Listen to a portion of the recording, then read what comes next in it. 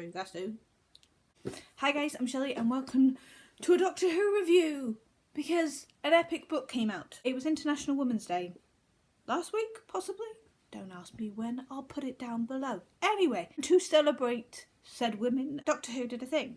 They brought out a book, which is The Day She Saved the Doctor. 4 stories from the TARDIS by Susan Coleman, Jacqueline Rayner, Jenny T. Colgan and Dorothy Coomson.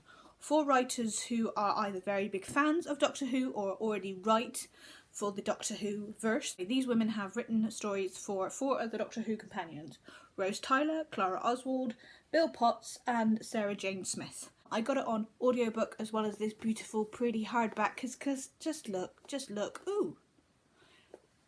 Now, we'll get to that in a minute. There's the 4 different doctors that they represent. I listened to the audiobook and it took me a while to narrow down which doctors they were talking about, and now it turns out that they were on the back of the book. I'm a numpty. Anyway, do you want a review of this book? Because I did one. Okay, let's get going, shall we? I'm going to put it down because, ow. So anyway, there are 4 stories following 4 different doctors and 4 different companions, and the basis is that this is the time that the companions save the Doctor, which, if you look back in the series, actually happens quite a lot because, let's face it, the Doctor is a numpty. Anyway, it starts off with a story called The Temple of Theis by Jacqueline Rayner, and this follows Sarah Jane Smith and the 4th Doctor, I believe, Tom Baker, the one with the scarf. They're in ancient Rome, they're wandering around and they come across a mystery. Rather famous and well-off merchant wives are going missing for a few days and then turning up blind. It's all very odd. This is written by Jacqueline Rayner, who it turns out I've actually read before. She did The Stone Rose, which is one of my favourite Doctor Who stories. She has this kind of set piece of time and she's very good at writing from ancient Rome point of view. I found it a tad confusing at times, but it does revolve around, I say, a cult of women, and I use that term lightly because the conversation has started in this story about the fact that any group of women in those days, back then in ancient Rome, were classed as a cult, or they were classed as witches, but the truth is they were just intelligent women who didn't want to just be wives. Because if you look back at history, it's written by men, and the women don't seem to appear. It's all about what the great Caesar did and the great so-and-so, Mark Antony and so on and so forth did, and not about what their flipping wives did. And the women in this story don't just want to be wives. They don't just want to sit at home and eat honey cakes and do as they're told and prop up their husbands. No, they want to stand up for themselves, and that's kind of where the story goes. I liked it, but I found it very confusing because they switched it up a lot and I find that difficult to follow. Out of the whole stories of the books, I'd give it 2 out of 5 stars. Next up, we have Rose and the Snow Window by Jenny T. Coleman.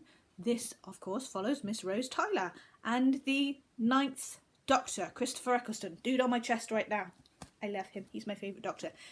It took me a while to narrow down which Doctor because it's not kind of specific. You can't tell if it's Chris Eccleston or David Tennant for a while, number 9 or number 10.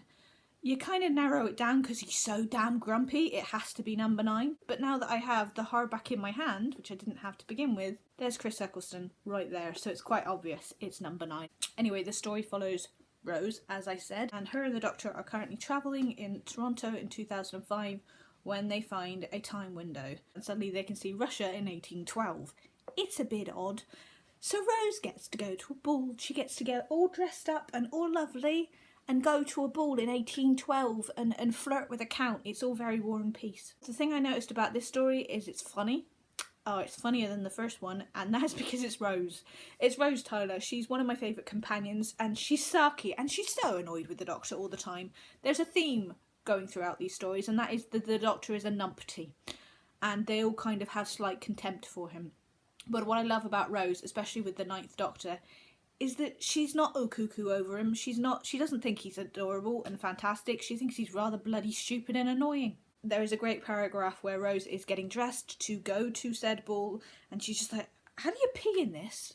Because she's got all these corsets and bustles and, you know, out here, and her hair is on top of her head, and she's like, I can't move. How am I supposed to dance? How am I supposed to go to the loo? And I love that. She's just down to reality. This is what I like about Rose Tyler. She's like, where's the chips and how do I go to the loo? My kind of girl. I would give this story about a bit better. I give it a 3 out of 5 because mainly it's Rose and I connect with Rose's character. But again, once it got to the big kind of ending where everything happens and the big kind of standoff between Doctor and aliens and Rose saving his life, it got a bit complicated. There was some backwards and forwardsing that I didn't know who was who at one point.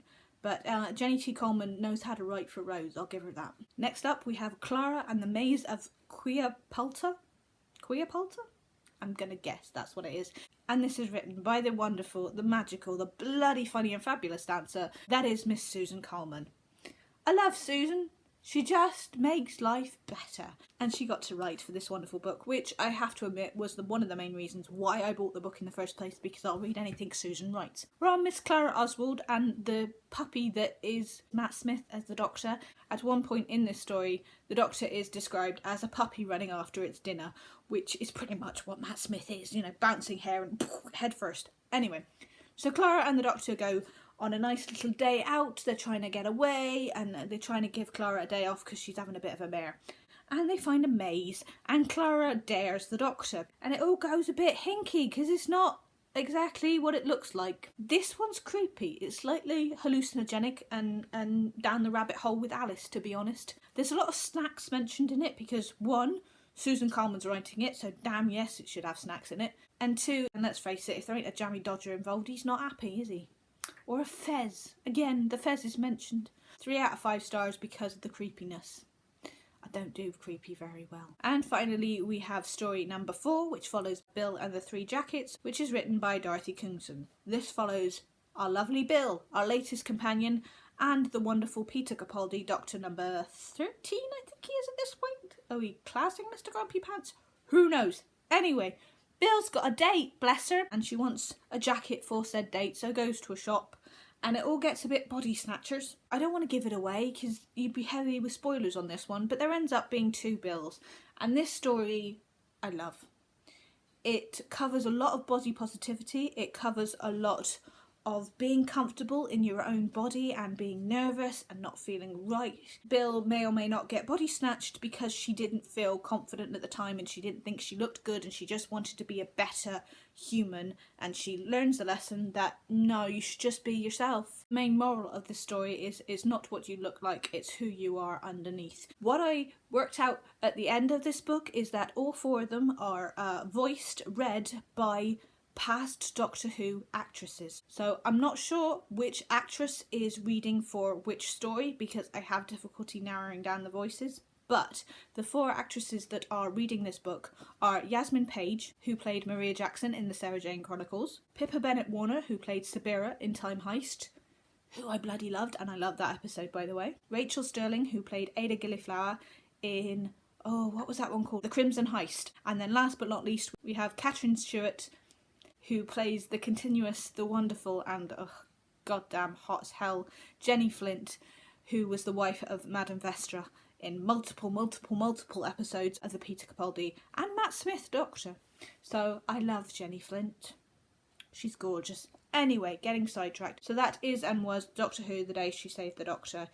If you want some nice Doctor Who stories, I suggest getting this. It's empowering, it's wonderful, and it shows the Doctor to be the numpty that he is. I now just want to watch Jenny Flint over and over again.